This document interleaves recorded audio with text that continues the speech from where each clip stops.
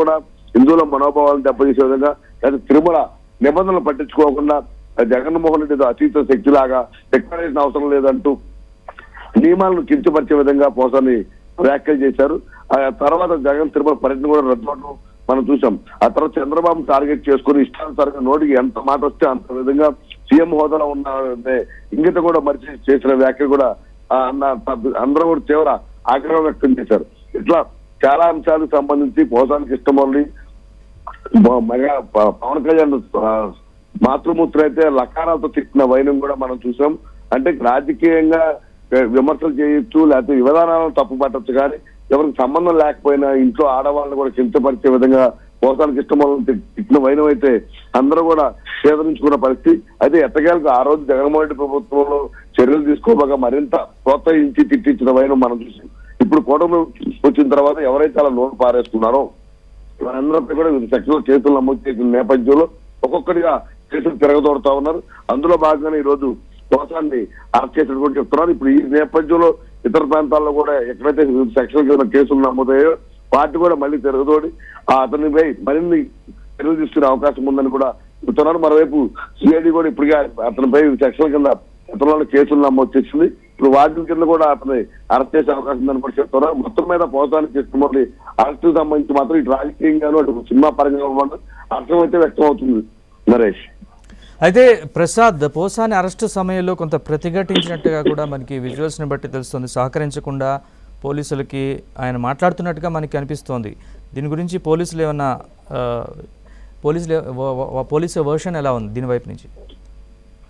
అంటే నరేష్, ఇప్పుడు సహజంగా చట్టపరంగా ఎవరినైతే అరెస్ట్ చేస్తారో వారిని అరెస్ట్ చేసే ముందు కొన్ని చట్టపరంగా కొన్ని నిబంధనలు, కుటుంబ సభ్యులకు సమాచారం ఇవ్వడం కావచ్చు, వారిని ఏ కేసు కింద అరెస్ట్ చేస్తున్నాము లేదా ఏ కేసు కింద అదుపులో తీసుకుంటున్నాము అనే అంశాలపై కూడా నోటీసు ఇచ్చి అరెస్ట్ చేస్తారు. ఇదే విధంగా ఈరోజు పోసాని కృష్ణమురళి నివాసానికి వెళ్లిన పోలీసులు అతనికి నోటీస్ తీసుకోవాలని ముందు కోరగా దానికి పూర్తిగా వ్యతిరేకిస్తున్నాను, తీసుకోనంటూ కూడా వారితో వాదన దిగిన వైనాన్ని కూడా మనం చూసాం. ఇంట్లో అతని సతీమణికి ఆ నోటీస్ అన్న తీసుకోవాలని చెప్పి వారు విజ్ఞప్తి చేసిన వైనాన్ని కూడా మనం చూసాం. అయినప్పటికీ కూడా ఆమెని తీసుకోనివ్వకుండా, అతను తీసుకోకుండా పోలీసులు ఒక విధంగా వాగ్వాదానికి దిగారు. ఆ చట్టపరంగా ఇటువంటి తీసుకున్న చర్యలకు కావచ్చు లేదా పోలీసుల విధులకు ఆటంకాలు కలిగించే విధంగా అయితే అతను వ్యవహరించారని చెప్పవచ్చు.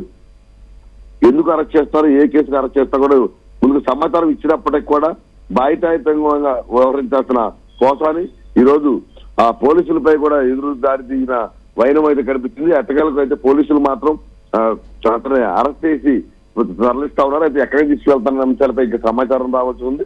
అయితే పోసాని కృష్ణమూర్తికి సంబంధించి చాలా చోట్ల వివిధ సెక్షన్ల కింద కేసులు నమోదయ్యాయి. ఇప్పుడు ఏ కేసుల కింద అతను విచారిస్తారు, అదే కోర్టులో కూడా ఈ కేసులపై మరో పిటిషన్ కూడా దాఖలు చేసి వాటి మీద కూడా విచారణ మొదలయ్యే అవకాశం ఉందని కూడా చెప్తా ఉన్నారు. అందువల్ల ఇప్పుడు మొత్తం మీద పోసాని కృష్ణమూర్తి అరెస్టు ద్వారా వైసీపీలో గతంలో ఎవరైతే అధికారాన్ని అడ్డం పెట్టుకుని అడ్డగోలుగా నోరు పారేసుకున్నారో, క్యారెక్టర్ కించపరిచే విధంగా వ్యక్తిగతంగా వ్యాఖ్యలు చేశారు. అదేవిధంగా ఇళ్లలో మహిళలను కూడా రాజకీయాలతో సంబంధం లేనివంటి మహిళలను కూడా తమ రాజకీయాల కోసం బజారుకు లాగి అడ్డగోలుగా మాట్లాడారో ఇప్పుడు వారందరూ కూడా ఎక్కువైపోతున్నారు.